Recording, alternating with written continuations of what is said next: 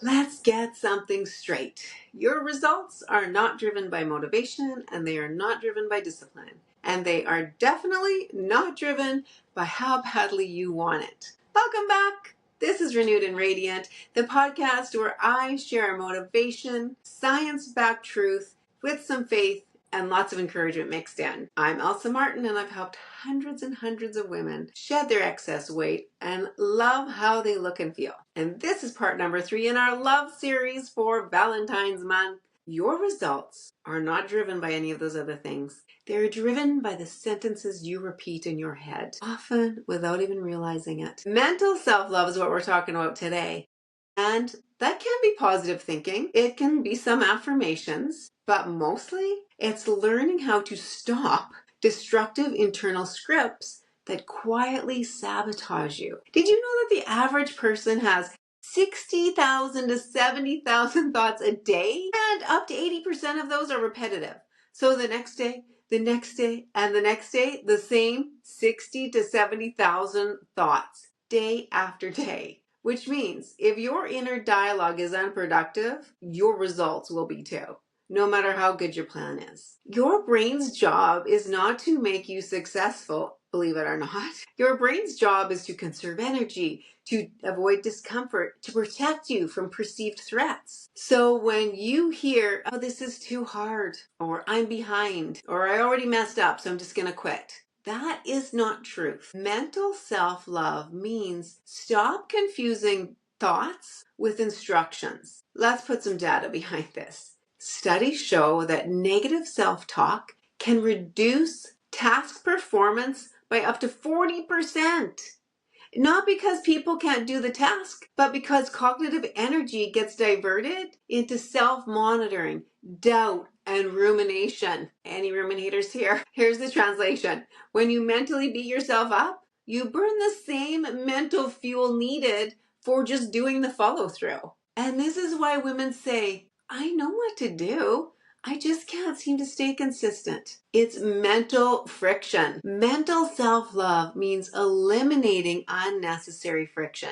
Here's one of the most important mindset stats. People who adopt identity-based self-talk are significantly more likely to maintain habits long-term than those who rely on outcome-based motivation. Outcome-based thinking sounds something like, oh, I need to lose some weight, or I'll be happy when, ... fill in the blank. Identity-based thinking sounds like, I'm someone who follows through. I make decisions to support my body. See, when your identity shifts, behavior becomes more automatic, not so forced. Mental self-love is choosing thoughts that reinforce who you are becoming, not what you're afraid of failing at.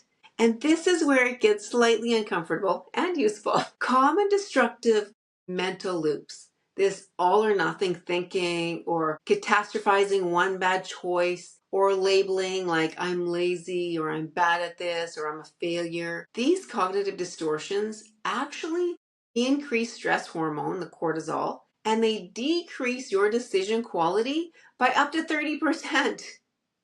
So the more dramatic your inner dialogue, the harder it is to make calm, rational choices. And mental self-love means that you stop narrating your life like a crisis. Neutral thinking outperforms emotional thinking every single time. And that is where change actually happens. High performers don't think better thoughts necessarily, but they interrupt unhelpful ones faster. Neuroscience shows that thought interruption and redirection actually strengthens new neural pathways within weeks, not years. The process is simple, but you just have to do it. And what you do is you notice the thought, you label it as unhelpful, and you replace it with a truthful, helpful, directive thought. For example, I just don't feel like it. Instead, I'm going to take action because that's going to build my momentum. See, mental self-love, and you can actually rewire your brain, which is so fascinating to me how we're created. Mental self-love is actually mental leadership. You don't need to argue with your thoughts. You just override them. And this is where most programs fail. They may give you workouts or even a meal plan here or there, but they never address the mental dialogue that decides whether you follow them. The Belly Blaster program is built around reducing decision fatigue, creating automatic behaviors so that this is just the person you become, and removing mental negotiation from your daily choices. And just a reminder for February, my Valentine bonus, which includes tools to shut down self-sabotaging mental loops, as well as simple guidelines that help eliminate overthinking and identity-based habit building that sticks. Because the plan only works if your mind isn't working against you. Mental self-love isn't just kindness, it's clarity. And the data is clear. Your thoughts drive your behaviors. Behaviors drive results. And repetition wires your identity. So when you change the way you speak to yourself, you don't just change how you feel, you change what you do. And the results always follow action. A final thought here. Your thoughts are a bridge, and the bridge you choose to walk across is going to determine where your life goes. Take the negative thought bridge, and you'll be leading a sad, negative life. Take the positive, exciting thought bridge, and you'll live a positive, exciting life. It is very simple. There's a scripture that says, take captive every thought and bring it into submission to Christ. I like to think about it that way. When a negative thought comes into my mind, I think about taking hold of it, taking it captive, grabbing it, throwing it away, and replacing it with a positive. A thought that is true, right, pure, excellent, praiseworthy, all those things. And that is what's going to help my life go the direction that I desire it to go. None of us want to lead a life that's negative and depressing and sad. We don't want to walk over that negative thought bridge. We want to be people that are positive and exciting and energized and reaching our goals.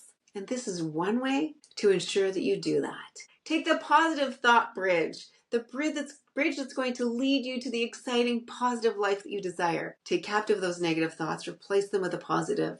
Because my friend, you are worth it. And next week, I can't wait to share the final episode, number 4 in this series on spiritual love. This is going to be good. I'm excited for it. So once again, please comment. Let me know what is your biggest takeaway from today's show. And as always, like and share it if it spoke to you. Let's go design a life we love.